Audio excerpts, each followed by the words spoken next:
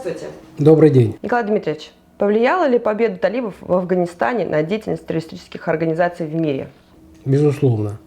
Победа талибов в Афганистане придала новый импульс международному террористическому движению. Они это расценили как победу своей интерпретации ислама над, тоже, как они считают, прогнившими ценностями западной коалиции. Сразу же после установления контроля талибами над Кабулом в их адрес начали поступать сообщения о террористических организациях со всего мира. Это и Хаят Тахрир аш-Шам, который контролирует сирийскую провинцию Идлиб, и так называемые вилаяты исламского государства на Синае, в Западной и Центральной Африке, джихадистские группировки, действующие в Кашмире, в зоне индо-пакистанского конфликта, в странах Юго-Восточной Азии. Они заявляют, что если смогли талибы, то почему не можем сделать это мы?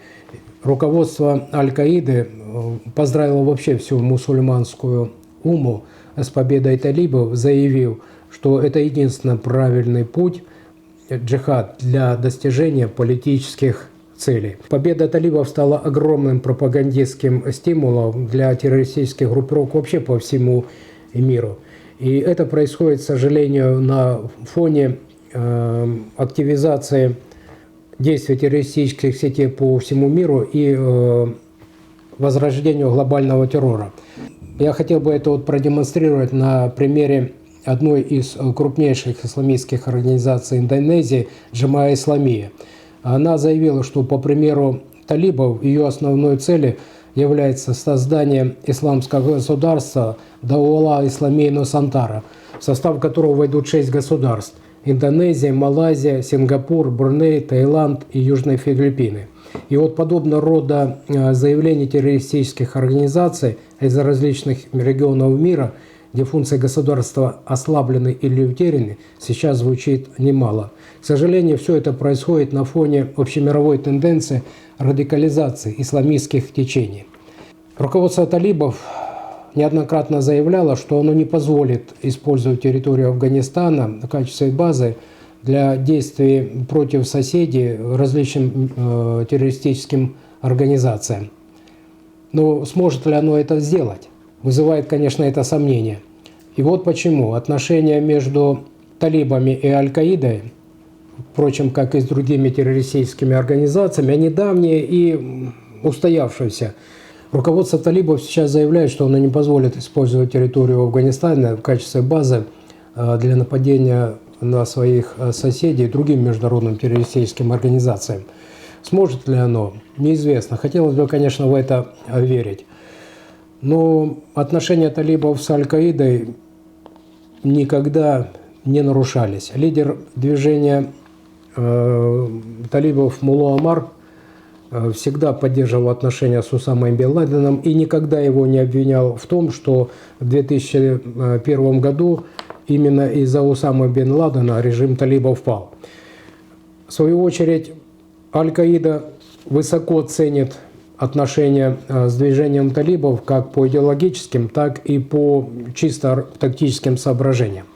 Конкретно для России и стран Центральной Азии сейчас угроза может исходить от джихадистских группировок, в которые входят выходцы из стран Центральной Азии. Они с восторгом встретили сообщение в феврале 2020 года о заключении соглашения между талибами и Соединенными Штатами о мире в Афганистане и расценили это как поражение самой сильной армии мира и свою победу, потому что они себя никогда не отделяли от движения талибов.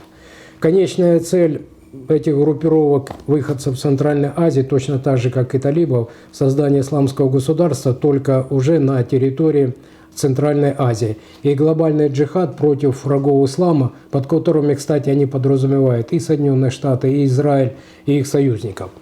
Я хотел бы напомнить, что некоторые из этих группировок уже о себе активно заявили в 2004 году, когда в Ташкенте были совершены подрывы террористами-смертниками у здания Генеральной прокуратуры Узбекистана, а также у посольств Соединенных Штатов и Израиля.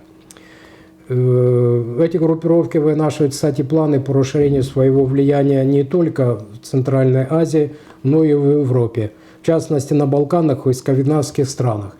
Уже информация о том, что выходцы из некоторых стран Центральной Азии, имеющих тесные связи с группировками, базирующимися в Афганистане, поступает и из ряда балканских стран, а также и Швеции. Если брать известные факты последних лет, то джихадисты в порыве эйфории от победы талибов для достижения своей цели по всему миру могут перейти, мне кажется, и к применению компонентов оружия массового поражения. Имеется в виду радиоактивных материалов, химических веществ, патогенных микроорганизмов, вирусов и бактериальных токсинов. Исламское государство уже использовало компоненты химических средств в своих атаках в Сирии и в Ираке. По крайней мере, с 2014 года были зафиксированы 37 атак с использованием химоружия в Сирии и Ираке и 20 случаев использования исламским государством хлора и кустарно произведенного отравляющего вещества иприт. В 2016 году правоохранительные органы Кении и Уганды арестовали лиц, связанных с ИГИЛ, которые планировали террористическую атаку с использованием сибирской язвы. В 2017 году боевики ИГИЛ предположительно руководили строительством устройства для распыления химических веществ в австралийском Сиднее. В июне 2018 года в Кёльне правоохранительные органы Германии арестовали гражданина Туниса, создавшего взрывное устройство, содержащее рицин. И таких фактов в Центре научно-аналитической информации Института востоковедения РАН накопилось уже достаточно. Исламское государство и Аль-Каида неоднократно проявляли интерес к радиоактивным материалам, системе безопасности на атомных электростанциях в некоторых европейских странах, в частности во Франции, а также предприятиям химической промышленности.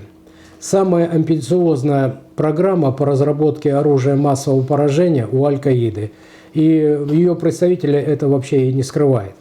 Цель использования террористами оружия массового поражения – это психологическое воздействие на общество.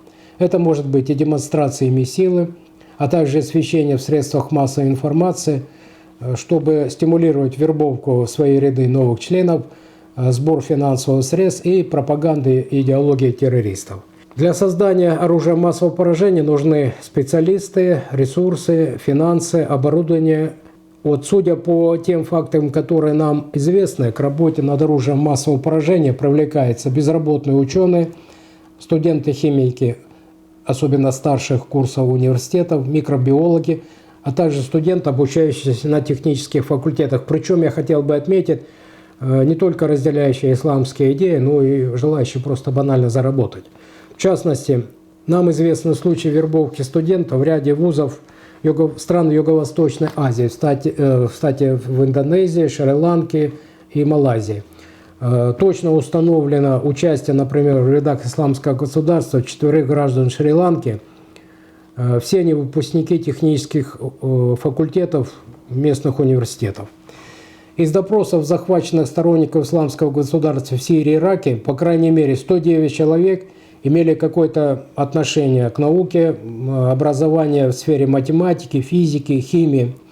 В иракском городе Мосул исламисты создали лабораторию, в которой были созданы технические специалисты из ряда стран для создания компонентов оружия массового поражения. В частности, вот как раз в этой лаборатории в Мосуле и был изготовлен кустарный иприт.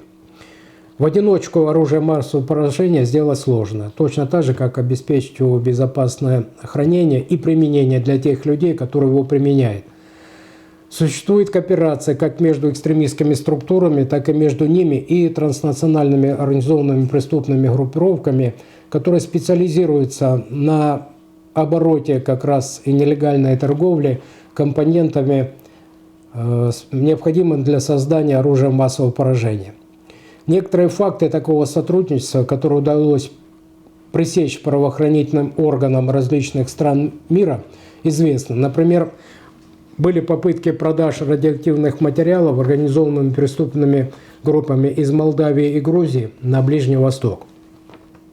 В наше время технологии быстро развиваются. Шансы террористов на успех повышаются по мере расширения доступа к готовым коммерческим предложениям и использованию интернета, особенно сети Darknet, для закупки необходимых компонентов. А следить правоохранительным органам и спецслужбам использование вот этой серой сети крайне сложно. Относительно небольшой по масштабу успешный инцидент с применением компонентов массового поражения может вызвать у целевой группы населения уровень ужаса, совершенно отличный от обычного террористического нападения.